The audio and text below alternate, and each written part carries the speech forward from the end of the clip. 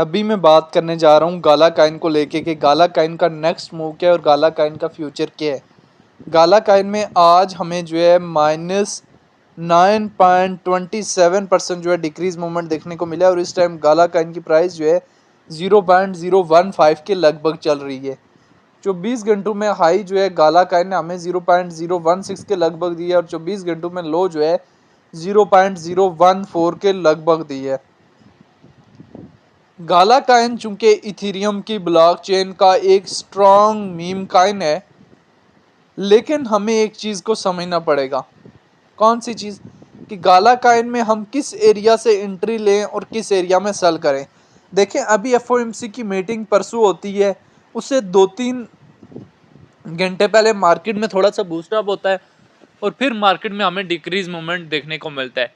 लेकिन हमने short time के लिए ट्रेड को नहीं देखना, हम चूंकि लॉन्ग टाइम के लिए ट्रेड को देखते हैं।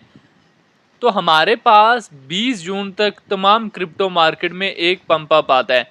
20 जून के बाद हमारे पास गाला काइन जो है उसमें 1 डे की कैंडल रेड, सेकंड डे की कैंडल रेड, थर्ड डे की 3 डेज की और फोर्थ भी कैंडल रेड, और अभी 2 कैंडल मजीद हमें रेड देखने को मिल सकती हैं गाला की मजीद भी। ठीक है, यानी 1 वीक गाला काइन हमें मजीद वोल्टाइल नजर आ सकता है। लेकिन क्या ओवरऑल गाला क्रैश कर चुके हैं या गाला काइन ने इससे भी हाई जाना है? देखिए, गाला काइन यहाँ से अगेन हाई जाने का पोटेंशियल अपने अंदर रखता है। ना सिर्फ गाला काइन बल्कि ओवरऑल अभी आल्ट का मीम का सीजन नहीं आया उस तरह से। मैं आप लोगों को सारी चीज़ें क्लियर करता चलता हूँ। गाला काइन हमारे पास 0.06 दिसंबर 2024 में इस एरिया से रिजेक्ट होता है और हमारे पास अप्रैल 2025 में आके एक डिप देता है। कितनी? 0.01 के लगभग।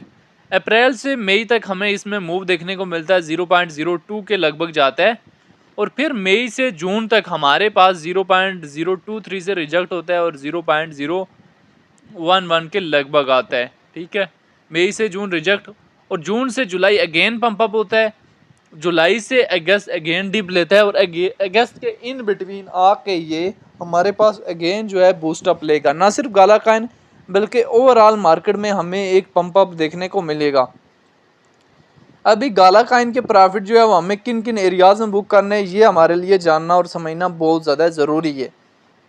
देखें, उससे पहले हम अगर इसके अबाउट सेक्शन में चले जाएं, इसकी होल्डिंग कितनी करें, तो ये हमारे पास रैंकिंग में 96 नंबर पे है। मार्केट कैप इसकी 682 मिलियन है। ऑल टाइम हाई नवंबर 2024 में 0.83 कल गया, ऑल टाइम लो 2020 में गया। इथेरियम की ब्लॉकचेन का काइन है। सर्कुलेटिंग सप्लाई जो है बिलियन में मौजूद है और सर्कुलेशन रेट जो है इसका 90% है। गाला काइन को लेके एक्सपर्ट्स के शॉर्ट टाइम के लिए, लॉन्ग टाइम के लिए क्या ओपिनियन है वो भी देख लेने। अगर हम यहाँ से डेटा वाले ऑप्शन में जाएँ, 15 मिनट्स के टाइम फ्रेम में हमारे पास गाला काइन अभी लार्ज अमाउंट में बाय होना स्टार्ट हो गया। लेकिन हमने लॉन्ग टाइम के लिए अगर इसकी होल्डिंग रखनी है तो कितनी रखनी है? 120 डेज़ की लॉन्ग टाइम की होल्डिंग मजीद रख सकते हैं। काफ़ी लोगों ने 0.01, 0.012, 0.013 के लगभग से एंट्री ली हुई है। उनको मैंने बताया था कि 0.02 के करीब थोड़ा सा प्रॉफिट बुक कर लें।